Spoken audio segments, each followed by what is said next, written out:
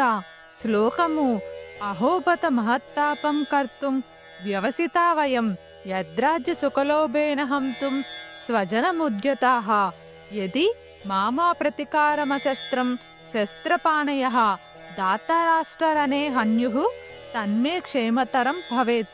అయ్యో, ఎంత ఆశ్చర్యం! దారుణమైన పరిణామాలు కలుగజేసే ఈ మహాపాపం చెయ్యటానికి మనం నిశ్చయించాము. రాజ్యసుఖలమపై కాంక్షతో మన బంధువులని చంపటానికి సిద్ధపడ్డాము.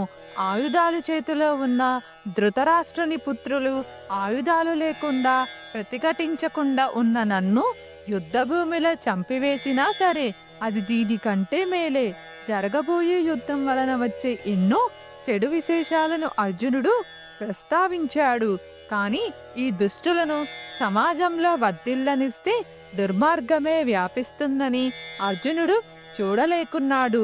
అహో అన్న పదంతో తన ఆశ్చర్యాన్ని ప్రకటిస్తున్నాడు.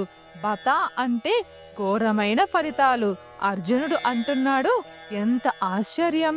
ఘోరమైన పరిణామాలు ఉంటాయని తెలిసి కూడా మేము యుద్ధం ద్వారా ఈ పాపిష్ట పని చేయ నిశ్చయించాము అని. తరచుగా జనులు తమ సొంత తప్పులను చూడకుండా వాటిని పరిస్థితులకు మరియు ఇతరులకు ఆపాదిస్తారు. అదేవిధంగా ధృతరాష్ట్రుని పుత్రులు దురాశచే ప్రేరేపింపబడ్డారని అనుకున్నాడు. తన యొక్క కారుణ్యభావ పరంపర ఒక మహనీయమైన మనోభావం కాదని, అజ్ఞానంతో తను ఈ శరీరమే అనుకున్న భౌతిక వ్యామోహమని అర్జునుడు గ్రహింపలేకున్నాడు.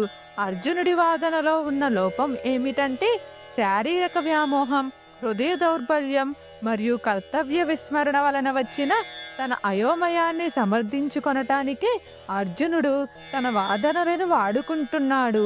అర్జునుడి వాదనలు ఎందుకు లోభిభిష్టమైనవో శ్రీకృష్ణుడు తదుపరి అధ్యాయాలలో విశదీకరిస్తాడు.